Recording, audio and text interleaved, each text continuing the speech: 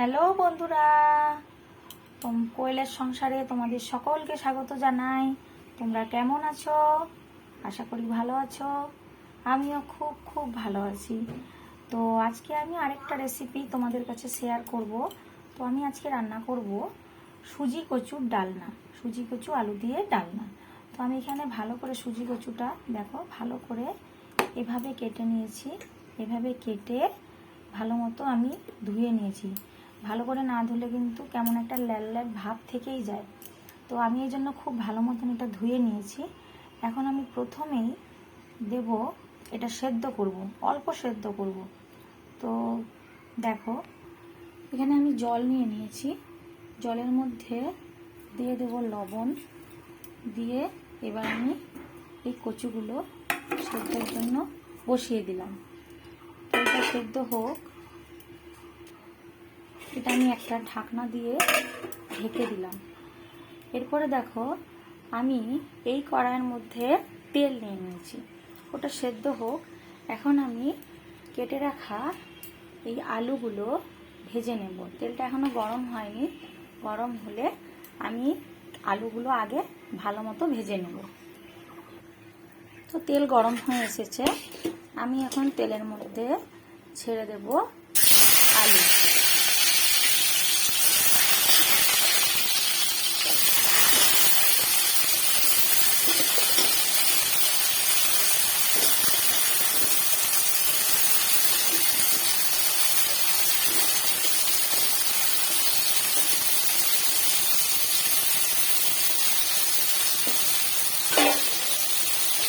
আলুর মধ্যে দিয়ে দিলাম হলুদ গুঁড়ো, লবণ দিয়ে দিলাম। এখন আমি ভালো করে আলুটাকে ভেজে নেব।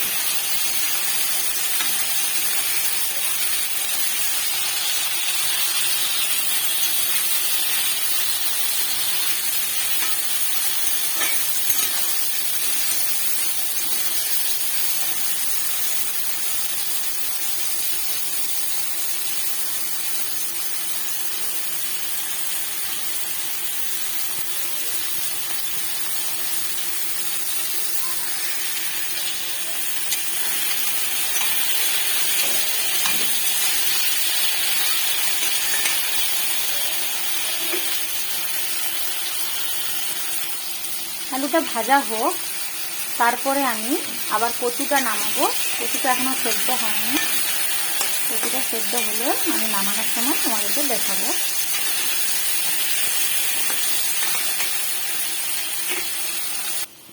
দেখো বন্ধুরা, কচুটা সেদ্ধ হয়ে গেছে। কচুটা আমি খুব বেশি সেদ্ধ করিনি, কিন্তু অল্প ভাপিয়ে নামিয়ে নিয়েছি। তো কচুটা এখন আমি নামিয়ে নিয়েছি একটা ফুটা ঝাঁঝরের মধ্যে। ওদিকে আমার এখনো আলুও ভাজা হয়নি। দেখো আলুটা আরেকটু ভাজা হবে, আরেকটু ভাজা হলে তারপরে আমি নামাবো।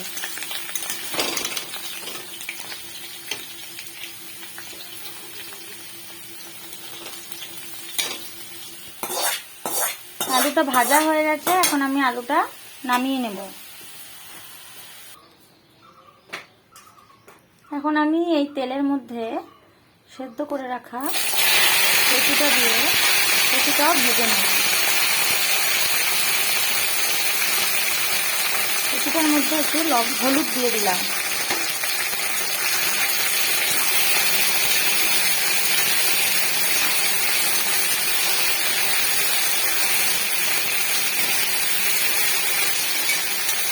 কচুটাও ভাজতে হবে, না হলে স্বাদ হবে না। কচুটাও আমি এই জন্য তরকারিটা করার আগে ভেজে নিই।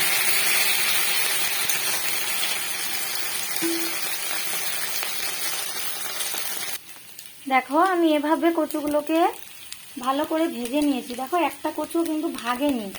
আর তোমরা বলতে পারো এটা ভাঙা দেখাচ্ছে, এটা আমি নিজেই ভেঙে দেখলাম যে কচুটা সেদ্ধ হয়েছে কতটা। আর কিন্তু কোনো কচুই কিন্তু ভাঙেনি। দেখো আমি এভাবেই সেদ্ধ করেছি। আর নালে গলে গেলেই কেমন ঝোলটা কেমন একটা ল্যাল ল্যাল ল্যাল ল্যাল করতে থাকে, এই জন্য আমি অল্পই ভাজি।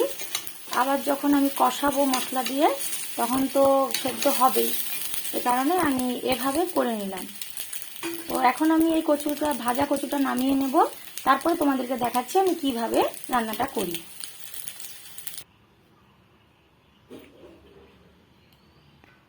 প্রথমে দেখো আমি তো কড়াইতে তেলটা গরম করে নিয়েছি। এখন আমি এর মধ্যে দিয়ে দেব 3টে বা 2টো, যাই হোক আমি 3টে দিয়ে দিলাম শুকনো লঙ্কা। ফোড়নে দিলাম শুকনো লঙ্কা, গোটা জিরে, আর নিয়েছি দেখো 5 ফোড়ন, খুব কম, শুধু জাস্ট সেন্টের জন্য।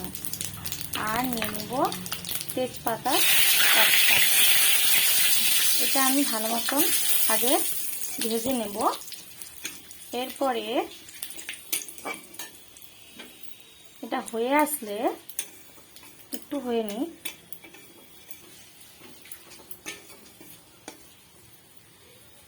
তো এটা হয়ে আসলে আমি এখন এর মধ্যে দিয়ে দেব, তোমরা তো নিশ্চয়ই আমার সব রান্নায় ফলো করো, আমি প্রথমে কিন্তু যে কাঁচা লঙ্কাটা কিন্তু আমি শিলনোড়ার মধ্যে বেটে নিয়েছি। আমি সবসময় একটু লাল লাল লঙ্কা বেছে রাখি, তো ওইটা দিলে আমার কালারটাও ভালো আসে তরকারির।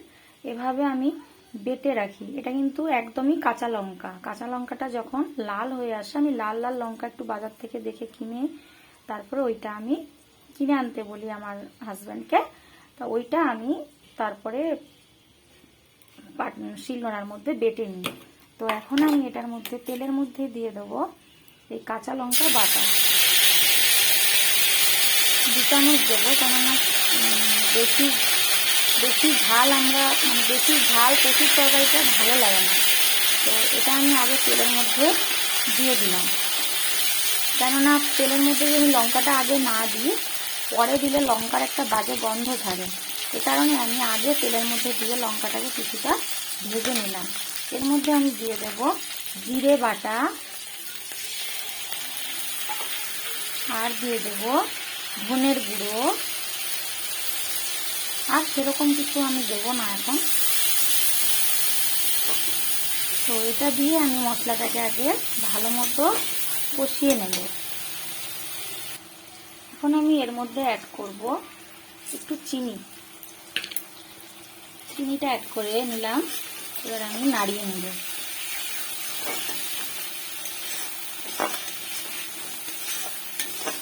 মশলাটা যখন দেখবে অল্প একটু সেন্ট উঠে আসছে বা যখন দেখবে তেলটা ছেড়ে ছেড়ে আসছে, তখনই আমি এবারে ওই ভাজা আলু আর কচুটা দিয়ে দেব।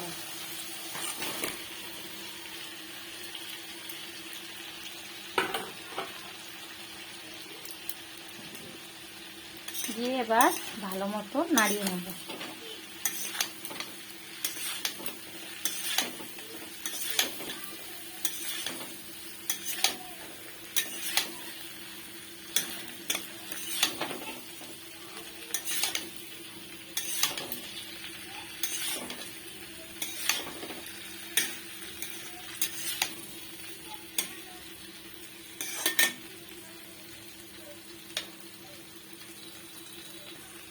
তো মশলাটা তো আগেই কষানো হয়ে গেছে। এখন আমি মশলাটার মধ্যে অল্প জল দেব, কেননা মশলাটা নাহলে পুড়ে যেতে পারে। গ্যাসটা যদি আমি কমিয়ে রেখেছি, অল্প একটু জল দিয়ে এটা আমি গ্যাসটা বাড়িয়ে দিলাম। এখন আমি এটা ভালো মতো নাড়িয়ে নেব। এটা এখন হবে, পরে আবার জল দেব। এখন আর জল দেব না, পরে আবার জল দেব। যেহেতু ডাল না, সেরকম বেশি ঝোল দেব না আমি, একটু মাখা মাখাই আমি করব এটা।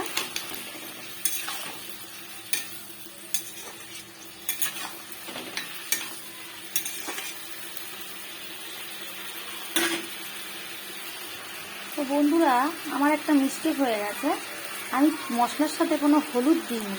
তো আমি এখন তো তরকারিটা কষাবো, তো এখনও হলুদ দেওয়া যাবে। তো এখন আমি একটু হলুদ দিয়ে দিলাম, আর সামান্য লবণও দিয়ে দিলাম। তো এটা আমার খুব ভুল হয়ে গেছে, সরি, তোমাদের কাছে আমি চেয়ে নিচ্ছি। তো আমি এখনও সময় আছে, পরে হলুদ দিলে তো হলুদের গন্ধ ছাড়বে। এখন তো আমি তরকারিটা কষাচ্ছি, তো এখন দিলে কোনো কিছু হবে না। হলুদ দিয়ে দিলাম, লবণ দিয়ে দিলাম, দিয়ে আমি নাড়িয়ে নিলাম। দেখো এখন কালারটা ভালো এসছে। আগে তো কালারটা মনে হচ্ছিল হলুদই দেয়নি। তো দেখো, তো প্রথম ভিডিও তো আমি চেষ্টা করছি বন্ধুরা, যদি ভালো পারি তখন পরে হয়তো ভালো পারবো। তো এখন তো একদমই আমার প্রথম ভিডিও, তো যদি আমার কোনো ভুল হয় তোমরা তার জন্য কোনো মাইন্ড করো না। আস্তে আস্তে আমাকে বলো যে আমার এটা ভুল হচ্ছে, আমি আস্তে আস্তে আমার ভুলগুলোকে শুধরে নেব। দেখো তরকারিটা আস্তে আস্তে তেল ছেড়ে এসছে।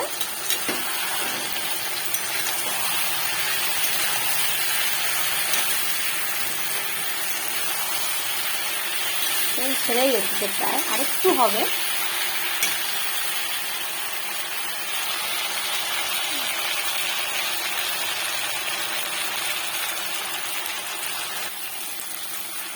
এখন মোটামুটি হয়ে গেছে, কষানো হয়ে গেছে। এখন আমি এর মধ্যে দিয়ে দেবো জল। আপনারা যদি একটু ঝোল ঝোল রাখেন তো সেভাবে ঝোল ঝোল রাখবেন। এখন আমার মনে হলো যে এতটা ঝোল দিলেই হয়ে যাবে, কেননা আলুটা সেদ্ধ হবে, কচুটা আরেকটু সেদ্ধ হবে, তাই জন্য আমার মনে হলো আরেকটু জল লাগবে, মানে এতটা জলে হয়ে যাবে। তো এতটা জলেই এখন ফুটবে।